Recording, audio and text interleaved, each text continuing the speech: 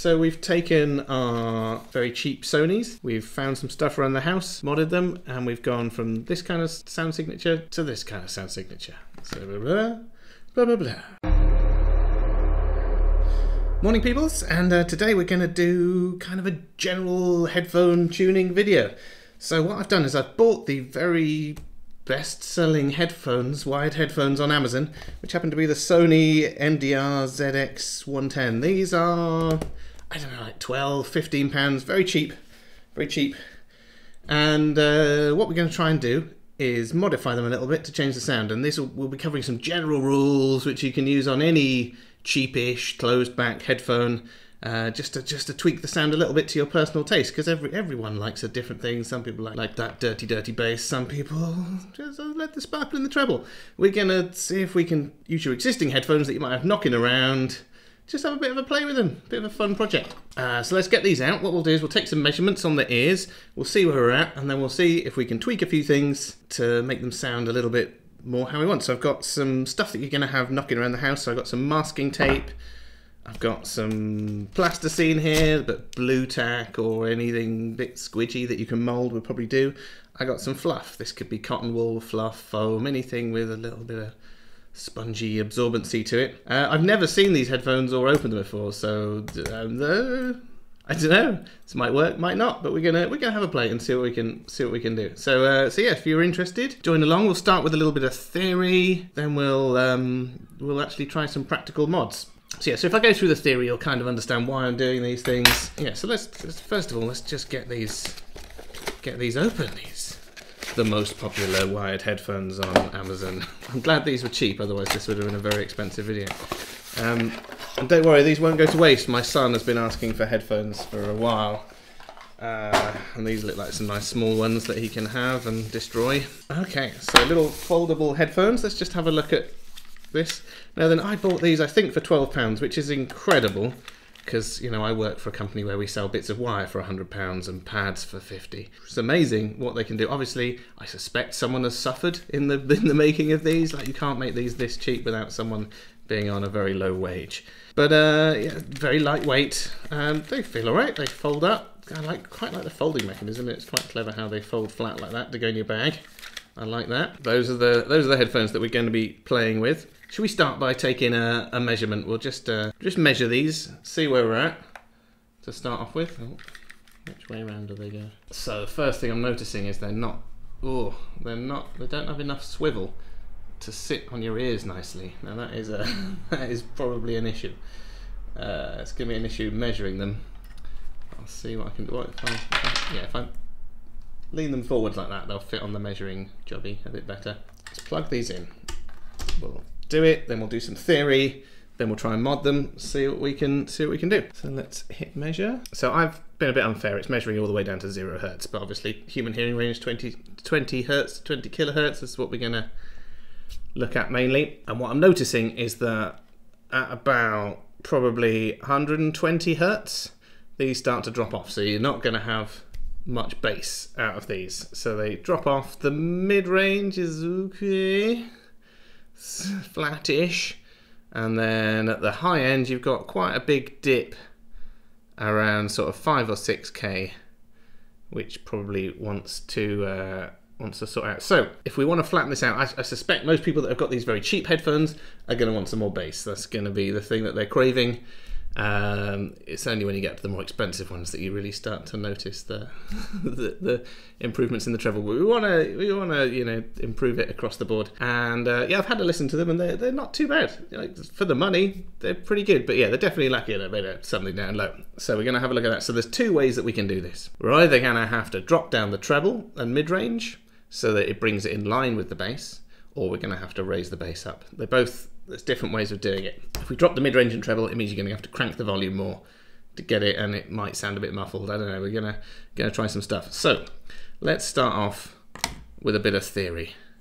So there are three main things that are going to affect your sound. Most people think it's just the driver, which is like the speaker essentially in there, but the actual enclosure that they come in, so the ear cup, has a lot to do with the tuning.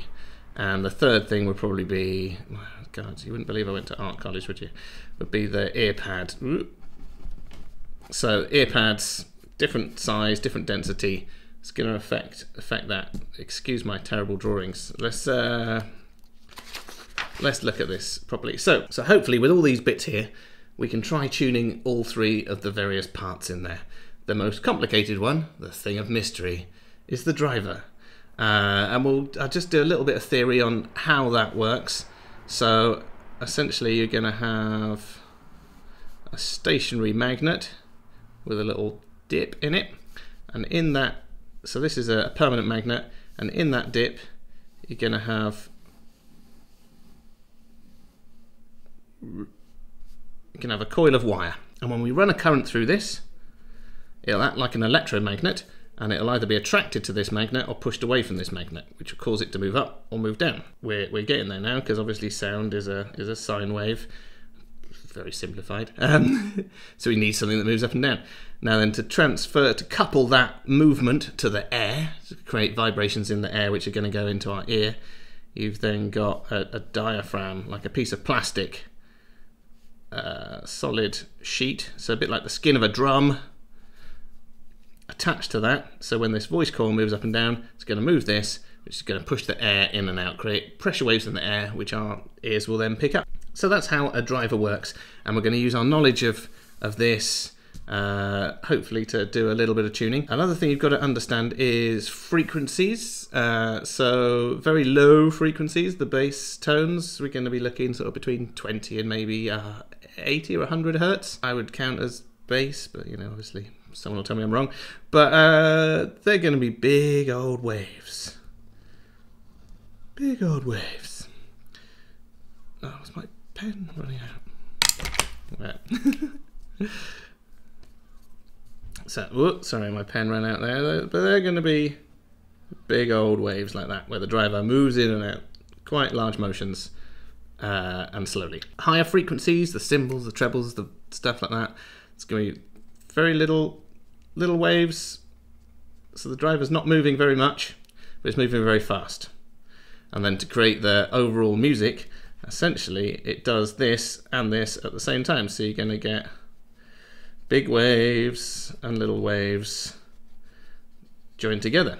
So bass, treble, bass and treble together. So that's how that works. So as you can imagine, to produce these big waves, this diaphragm has got to move a lot. Yeah, the other thing that we've got to think about really is the back of the driver. So the front of the driver, it's producing our sound. The back of the driver is also pushing the air, but in the opposite direction. And if we have an opposite wave like that, and we combine them, it's going to make the whole thing a bit quieter, because it's going to be cancelling out the two waves. So what we want to do is make sure the waves on the back can't interfere with the waves on the front, cancelling them out. I think that's covered some basic info there. So, as you can imagine, to make these big old waves for the bass, the driver has got to move in and out quite a lot. And to do that, it's got to suck in air and push it out again from the enclosure. So what you'll normally do to tune out the bass, to get rid of the bass, is probably restrict the airflow a little bit, coming in and out of the back of the driver. So if I've got a basic headphone driver here, and you can see on the back of the actual plastic casing, you've got loads of little holes around the outside. And on the back of that, you've got some tissue paper over those holes. And what that's going to be doing is restricting the airflow out there. That does two things. It's going to reduce the bass a little bit, but it's also going to damp the movement of this, because we don't want it to ring like a bell. So we don't want it bouncing randomly. So we put in a bass tone, and then after the tone, it's going to bounce a little bit. So that will act like a shock absorber on there and stop the thing from vibrating unnecessarily where we don't want it to.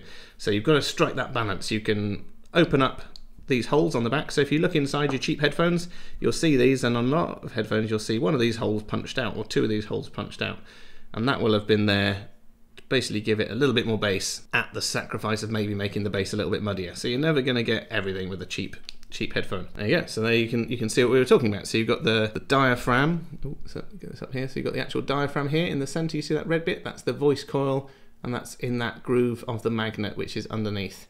And also on the back of this one, we've got a chunk of steel here, which will help the magnetic flux from the magnet go round and kind of affect this more. So adding that steel on the back, I think, increases the magnetic flux at the centre there slightly and adds a bit of weight behind, so that's all good. So what we're going to do is we're going to open up these Sonys, and what I suspect is we're going to see something similar with a bit of tissue paper on the back, and we're going to try just punching a hole in that and seeing what happens, because that's a quick and dirty mod we can do with a pen. We just poke a pen into it, we'll see what happens. So let's get these apart. Most headphones come apart in the same way, like especially these cheapy cheaps. Like anything under £100 is normally built the same way. We'll remove the pad, and what can we see under there? Now then, you'll see a bit of kind of tissue paper there, and that will be to attenuate some of the high frequencies. So when they were making these, they might have found that it was a bit harsh, and adding that in, it stops dust from getting in, but also they've used quite a dense material, which will, you know, like if you put a duvet over something and it sounds more muffled, that's because you're cutting out those high frequencies, and that's the same as this. So there will have been some high frequencies that they're trying to cut out. Might be where we've got this big dip at 6K, something like that. We'll try punching a hole in that as well, and we'll see what happens with that. Now then, obviously, if you're going to modify your headphones, there's a chance you're going to break them. So bear that in mind. Don't do this on your favourite headphones. It's just a fun little game we're playing on some cheap ones. But yeah, if you're worried about ruining them, don't do it. Don't do it. You know, if you're not skilled, if you can't afford to lose these headphones, don't modify them. But, you know, what we're going to do is pretty straightforward and vaguely reversible. So, exactly as I said, there is a load of holes. Let's have a look at this. So you can see on here, you've got the tissue paper over the back, and one of the holes has a hole punched out of it. And that will have been to let some air out, give it a bit more bass. If we wanted to reduce the bass, what I would recommend is putting a bit of masking tape over that hole. So yeah, so if you had a headphone where the bass is just really boomy and overpowering the mids, covering that hole on the back there with a bit of tissue paper, and then with a bit of masking tape, will bring that bass in line, and then you could poke a smaller hole with a pin in there just to get that variability. So you could reduce the size of the hole by putting masking tape over it and poking a pin through it. But initially what we're going to try and do is we're going to see what happens if we just poke a bigger hole in. I don't know, every headphone is different. There we go. So what I've done there is I've poked an additional hole in that tissue paper. It's going to allow more air to flow, which is going to allow the driver to move around a bit more, and it might give us some more bass. I don't know. Let's take a measurement and see.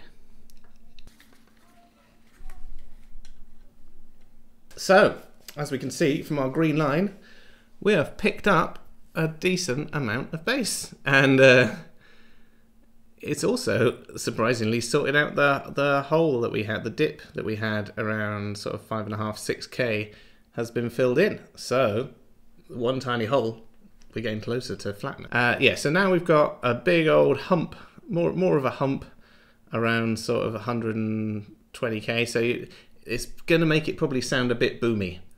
So it's going to be in the mid bass, and what we really want to do is affect the sub bass region. So we've added kind of a bit more mid bass with this, and you've got a bit more sub bass, but you're not going to notice it because you've got this big hump at about 120. That's going to be kind of the dominant thing in the bass region at the moment. So we want to try and see if we can increase the sub bass, the bass below that, a little bit. But you know, we've done a thing. It worked. We're gonna try some other stuff now.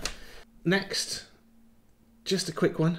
We're going to try adding a little bit of fluff inside. That's generally a good thing. You can't go wrong with a bit of fluff. Okay, we're going to see what this is probably going to be more difficult to measure.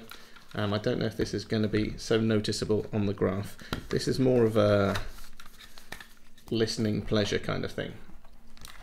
So, remember what we were saying about waves and how the opposite wave comes off the back of the driver? Well, this has got a big flat surface there, so what's going to happen is that's going to come off the back of here, hit that, travel back up through, or hit the back of the driver and basically set up a little standing wave there, and you're going to have harmonic distortions, and you're going to have a weird little peak around there, and it's going to be sound that you don't necessarily want to be hearing. Certainly on smaller headphones like this, you probably want to absorb a bit of that sound energy that's inside the ear cup to make it sound a little bit better and less boxy. So it's not going to show up on this graph. If we look at the distortion in a second, that might show up some things, harmonic distortion. So yeah, so I'm just going to get some of this here fluff. and I'm going to stuff it in the back there. And what that's going to do is kind of act as a little absorber in there, absorb some of that sound that's knocking around. Let's put this back together. Obviously at home you're probably not going to have the test equipment, but the test equipment is mainly there as a sort of visual aid, because it's difficult for me to tell you about the difference in sound because what you're listening to is going to be difficult. So having a graph to look at, it's a bit more scientific. But if you're at home, just do the thing, have a listen, see what you think. Have a real good listen. Listen to a track that you know very well. Listen to it initially, do a mod, have another listen. You know, take 5 minutes to listen to the track and hear if there's anything that you like the sound of, if you like the improvement, or anything that you don't like the sound of. And then go from there. But with our theory, we're gonna hopefully do this. So I'm gonna say stuff in a bit of damping material in there. Let's see what that does. As I said, it might not show up much on here. So by absorbing some more of that stuff that's knocking around, we've actually ended up with increasing the hump at about 120% at 120 hertz again. So as I said, those bass frequencies were bouncing back and interfering with the frequencies at the front, possibly. But you have also kind of fixed a peak that we had in the treble. So the treble's kind of coming in line now. It's sounding a bit better, but we've got probably a slightly muddy mid bass. So we're going to try some. That's a mod, but we're going to try some other stuff now. We're going to see what happens if we add a bit of weight to the back of this. So yeah, I did stuff entirely too much fluff in there. Right, so as you will know from physics in secondary school or whatever the school is where you're from, high school if you're American, I don't know.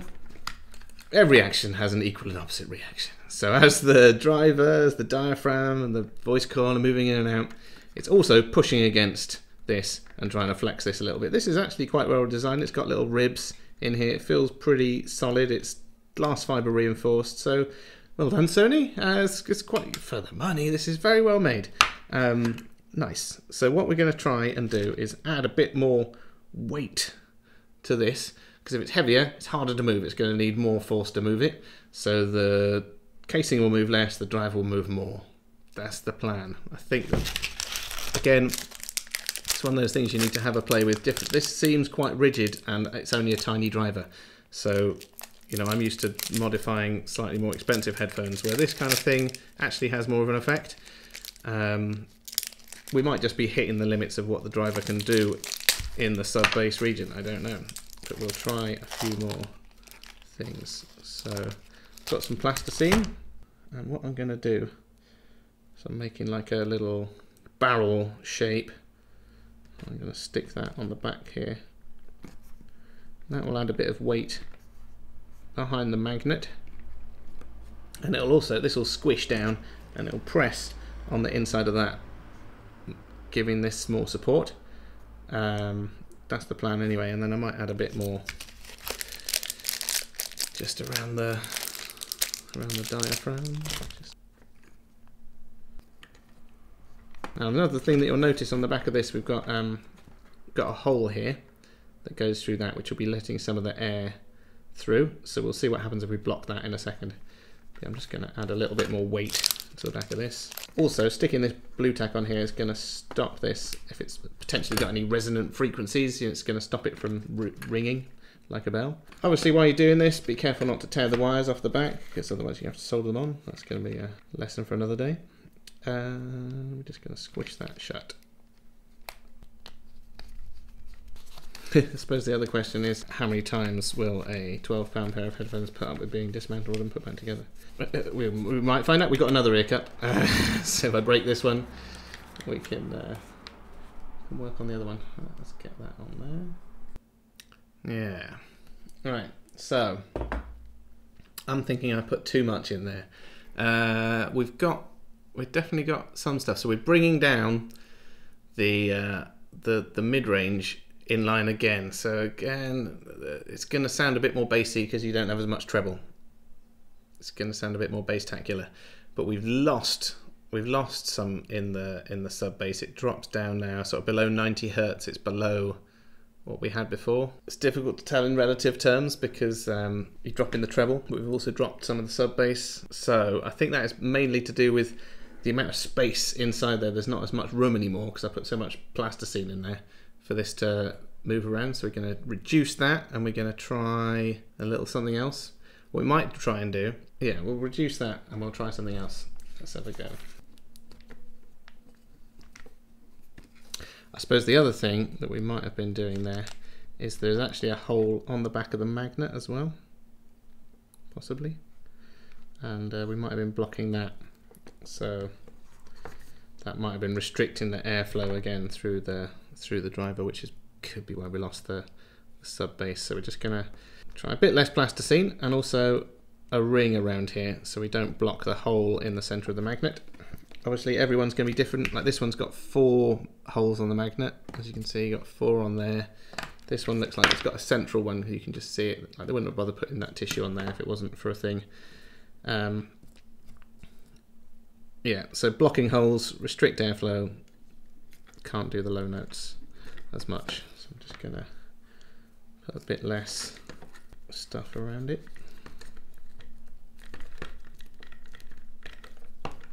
So I'm kind of squishing it up against the driver in there to give it a bit more support. Being in nursery, just making plasticine sausages. Okay, so I'm going to sausage this up and then create a ring.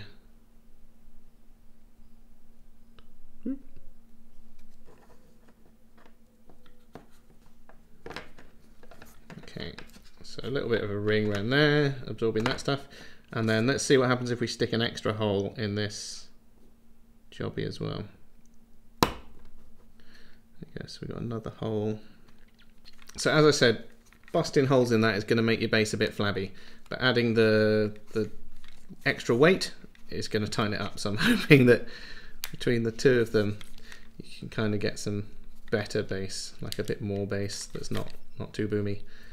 Cool. What we'll probably also do with these headphones in another video next week is we'll probably change the jack on them, because that's a basic headphone repair. You know, it's normally the jack that goes all the cable, and we'll do a quick rejacking on these. Okay, so let's pop those on there again. Oh, right, what was that? That's green. Okay, so now we're kind of there. I think, looking at it, so now we've reduced the treble, we've increased the bass, but I think that there is definitely something about this driver, you know, it's not gonna ever be a bass monster. It's not gonna reproduce those very low notes, but I think we've got a respectable amount more than we had when it was stock. So that's the red line. Hold on, let me just get this up so you can see what we've got. So what we've done is we've increased the bass and the mid-range, and we've reduced the peak in the treble, so it's vaguely flatter. You're gonna, yeah, this is gonna sound like a more bass heavy headphone now, because the bass and the mid bass is much higher than the treble was. So we're getting there. Not bad. It's not bad. We're just going to try one more experiment. We're going to see what happens if we block up that hole inside. Just see what that's doing. I don't know. We're going to see what effect that has. So I don't know if you can see this, but here is the hole through the baffle that goes through, bringing the sound back through there. And again, that will have been for tuning, but we've messed with everything else now. We're just going to see what that does. So we'll cover that up, and we'll see whether that's something that we want in there or not. So actually, I'll block it with some plasticine. I'll block that up nicely.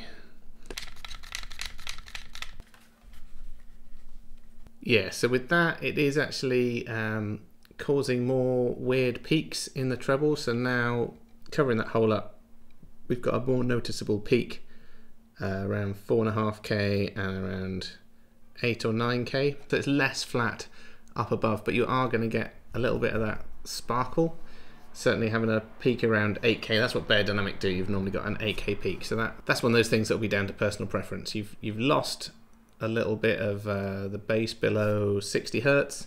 You've gained a little bit of sparkle in the high end, but that is going to be a personal taste thing. But I prefer a flatter headphone, so we're going to undo that. One more thing that we are going to try on clothes back headphones like this, you'll often notice a small hole somewhere, which is essentially like a bass port that you get on a speaker, just a little thing which will tune the enclosure.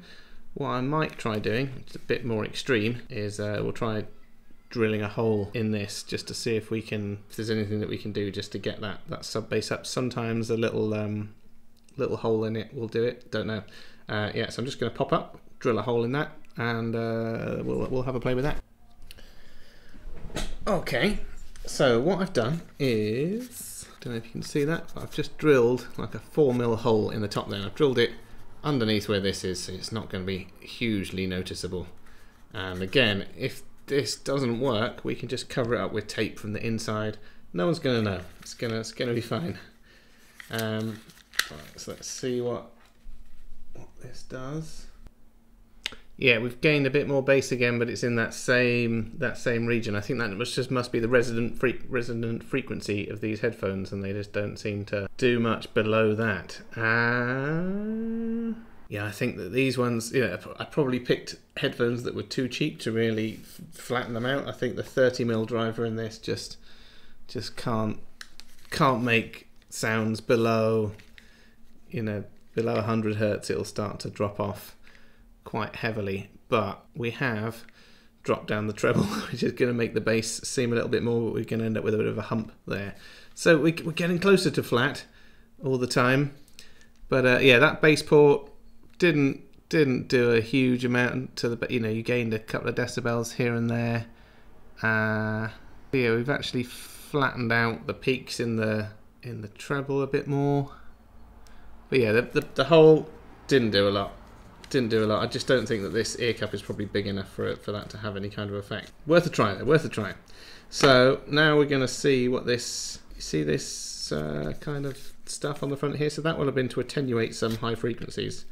Let's see what happens if we take that off. So I'm going to just flap that up like that, so then you can see the driver underneath. Yeah, so we'll just get that out of the way, just so we can stick it back down again if it's ruined it. So what I'm expecting this to do is bring out some treble frequencies. But again, we'll just have to test it and see. And then we're going to do one final little push just to see if we can get this driver to produce some frequencies below 100 Hertz nicely. We're going to try possibly adding a little bit of weight to the diaphragm, which I've seen done on speakers to drop their resonant frequency. I suspect the same thing would do with headphones. I've never actually tried it, and these are so cheap, I don't care. I'm going to give it a go, because there's a good chance of damaging your headphones by actually touching the diaphragm, so it's not at all advised. I'm just interested while we're experimenting. We'll just see if that does anything. Right, so let's measure again. Start measuring. Okay, so yeah, so as I suspected, we've gained a little bit in the higher frequencies in places. So we've gained a bit around sort of 9.5, 10K. You've got a little peak there now, so that's probably what that was there for. Is they've found they had quite a big harsh peak, which can make the treble a little bit harsh, and they've put that over there to reduce it. So if you want it a bit brighter, a little bit crisper, removing that, it's going to probably make it sound brighter and crisper. Yes, it's going to accentuate some of the peaks in the trebles a little bit. But that might be nice for what we've got, because we've brought the bass up, bringing up those trebles a little bit, and it's going to give us more of a kind of V-shaped tune on there. So we're actually getting closer. With the other mods we've done, I'm going to leave that there just because I like the shape of that graph. It's looking good. You kind of want it to have a little bit of a dip in the middle, go up at the both ends, little V-shaped tune. Yeah, so we're getting closer now. I think we're getting about there. So I think this is about as good as we're going to do. We've also gained a couple of decibels in the sub bass by removing that, so it's all kind of working together. Let's just try, while I've got it here, just try blocking that bass port that we stuck in it. Yeah, that bass port isn't doing anything for us, so just try blocking it. It's just fractional. So yeah, so that's not something I bother with. I've seen it on other headphones as well. I thought I'd try it, but yeah, on little closed back headphones, it's not a thing. Okay, so two final things. We're gonna So at the moment we haven't got any fluff in there, so we'll put some fluff in there. Measure again, so I'm gonna cut this off because I'm pretty certain that we're not going to use that. Obviously, if you do remove the covering from the front of the driver, there's more chance of dust and hair and stuff getting in there. So if you do something like that and you hear a crackly sound like the bass is breaking up, it probably means you've got a hair in there that's touching the driver. Yeah, so that's something to watch out if you do remove it. Obviously, we're getting to the point now where we could be potentially ruining these. Yeah, so what I'm going to do is I'm going to put this around the edge of the ear cup, keeping the center open. Just getting it around there, around the edge.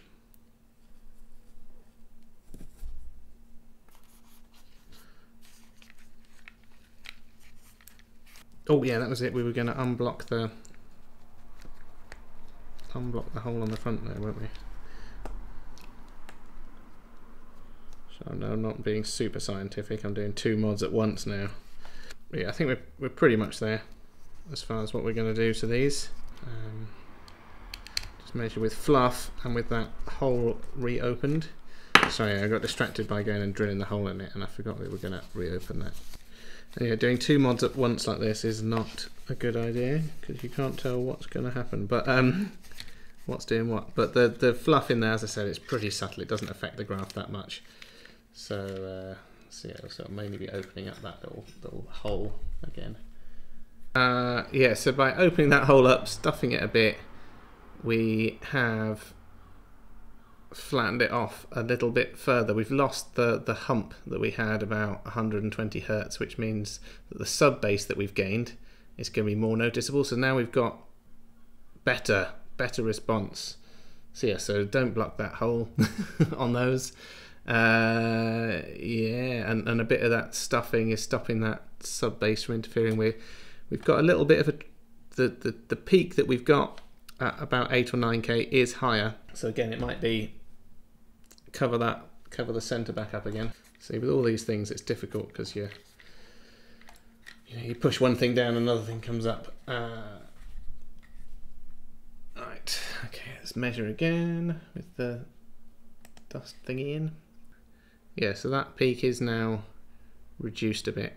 So yeah, it's always just the combination of things. You've got to try lots of things, but I think we're there. So we've thrown a load of mods at it.